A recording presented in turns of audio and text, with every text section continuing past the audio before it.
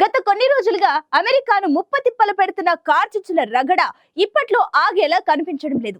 కాస్త తగ్గిందనుకున్న loss Angeles కార్చిచ్చులు మరోసారి రెచ్చిపోయాయి. దీంతో నగరానికి మరోసారి అగ్నిమాపక ముప్పు ఏర్పడింది. సందట్లో సడేమియాల కాలిపోయిన ఇళ్లలో దొంగతనాలు, లూటీలు యథేచ్ఛగా జరుగుతున్నాయి. ప్రపంచంలోనే అత్యాధునిక దేశంగా చెప్పుకునే అమెరికా కార్చిచ్చు సమస్యను ధీటుగా ఎదుర్కోలేకపోతోంది.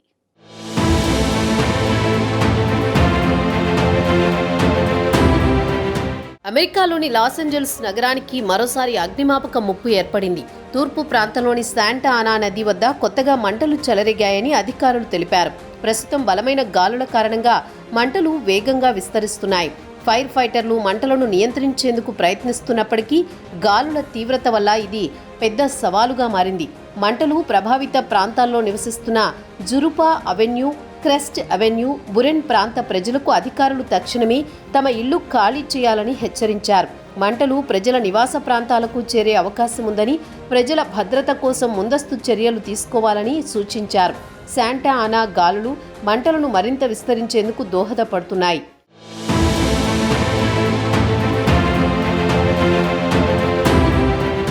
భారీ వేగంతో వీచే ఈ గాలుల కారణంగా మంటలు అదుపులోకి రావడం కష్టతరంగా మారిందని అగ్నిమాపక సిబ్బంది వెల్లడించారు. ప్రస్తుత పరిస్థితి ఆందోళన కలిగించేలా ఉందని వారు తెలిపారు.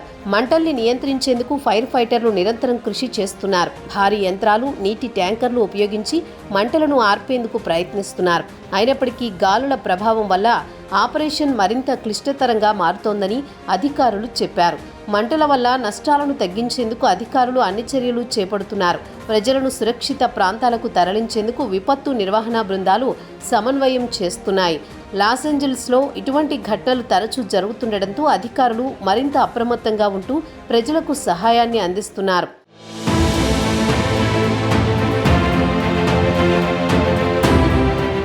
ఇదిలా ఉంటే లాస్ ఏంజల్స్లో కార్చిచ్చులో కాలిపోయిన ఇండ్లు దొంగలు, మోసగాళ్లకు ఓ వనరుగా మారింది. ఏకంగా ఓ ఇంటి నుంచి ఎమ్మీ అవార్డును కూడా దోచుకున్నట్లు అధికారులు ప్రకటించారు. మాండేవిల్లే కైనెన్ అనే ప్రాంతంలో 3 వ్యక్తులు దాదాపు $2 లక్షల విలువైన వస్తువులు దోచుకున్నట్లు గుర్తించారు. ఎటోన్లో కార్చిచ్చు వ్యాపించిన ప్రదేశంలో ఎమ్మీ అవార్డు చోరీ చోటు చేసుకుంది. ఈ విషయాన్ని డిస్ట్రిక్ట్ అటార్నీ నాథన్ హోచ్మన్ వెల్లడించారు.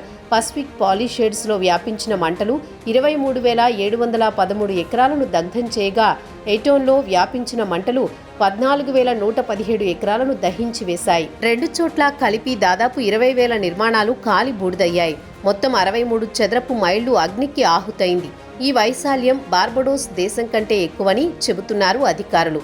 సహాయక చర్యల్లో 800 మంది ఖైదీలు కూడా పాలు పంచుకున్నట్లు అధికారులు తెలిపారు.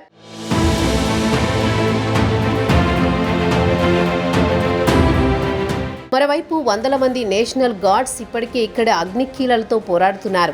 కాలిఫోర్నియా, నెవడా, వ్యోమింగ్ వంటి ప్రాంతాల నుంచి మరో 1850 మందిని తరలిస్తున్నారు. క్యాంప్ పెండ్లెటోన్ నుంచి 500 మెరైన్స్ బయలుదేరి వెళ్లారు. 10 చాపర్లను కూడా అదనంగా అక్కడికి తరలించారు.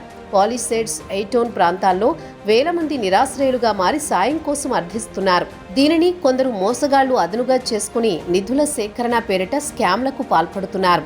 ప్రముఖ నటి కిమ్ కర్దాషియా పేరిట ఒకరు ఫండ్ రైజింగ్ మొదలు పెట్టారు.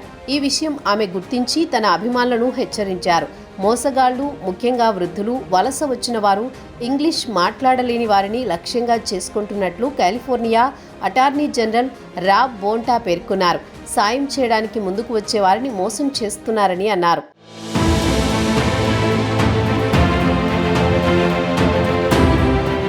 కార్చిచ్చు కారణంగా దాదాపు 19,000 నిర్మాణాలు కాలి బూడిద కావడంతో లాస్ ఏంజల్స్లో అద్దెల ధరలు ఆకాశాన్నంటుతున్నాయి. వేల మంది నిరాశ్రయులు కావడంతో ఇళ్ల యజమానులు అద్దెలను పెంచినట్లు స్థానిక పత్రికలు పేర్కొన్నాయి. బెల్ ఎయిర్ అనే ప్రాంతంలో 4 పడకల ఇళ్లు $29,500 ఇచ్చినట్లు వెల్లడించాయి. ఇది దాదాపు రెట్టింపు పెంపు. అసలు 10% కంటే అద్దెలు పెంచకూడదనే కాలిఫోర్నియా చట్టాన్ని చాలా మంది ఉల్లంఘిస్తూ విపరీతంగా రెంట్లను పెంచేస్తున్నారు. మరోవైపు ఇలా అసంబద్ధంగా పెంచిన వారిపై కాలిఫోర్నియా అటార్నీ కార్యాలయంలో ఫిర్యాదు చేయాలని అధికారులు సూచిస్తున్నారు.